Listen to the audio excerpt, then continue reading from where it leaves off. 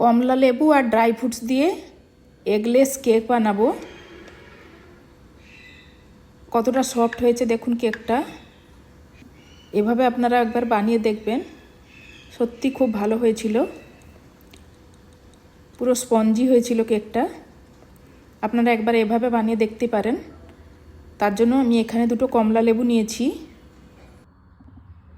এখানে আমি সব রকম ড্রাই ফ্রুটস নিয়ে নিয়েছি। এগুলোকে আমি বোলটার মধ্যে ঢেলে দেবো। অরেঞ্জ জুসটা বের করে নিয়েছি, অরেঞ্জ জুসটা এর মধ্যে দিয়ে দেবো।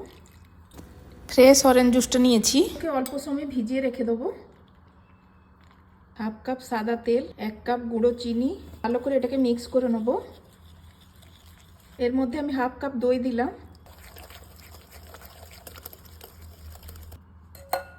2 কাপ ময়দা, 1 চামচ বেকিং পাউডার, হাফ চামচ বেকিং সোডা, ডালচিনি পাউডার। এগুলোকে আমি চেলে নেবো, ভালো করে মিক্স করে নেবো।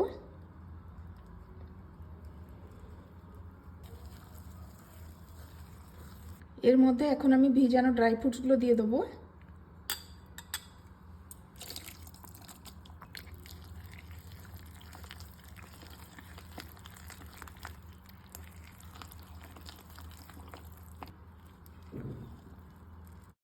যেই পাত্রের মধ্যে আমি কেক বেক করব তার মধ্যে একটা বাটার পেপার দিয়ে অয়েল ব্রাশ করে নিয়েছি।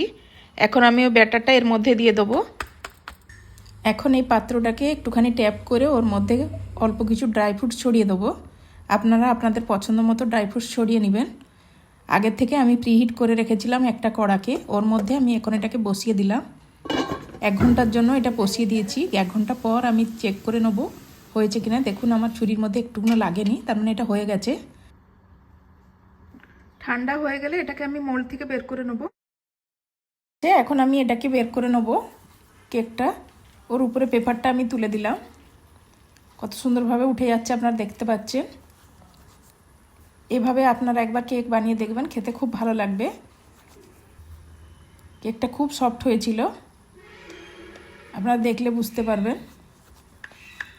আপনাদের যদি এই কেকের রেসিপিটি ভালো লেগে থাকে তাহলে প্লিজ লাইক, শেয়ার আর কমেন্ট করে দিবেন। চ্যানেলে যদি প্রথমবার হয়ে থাকেন তাহলে প্লিজ সাবস্ক্রাইব করে দিবেন।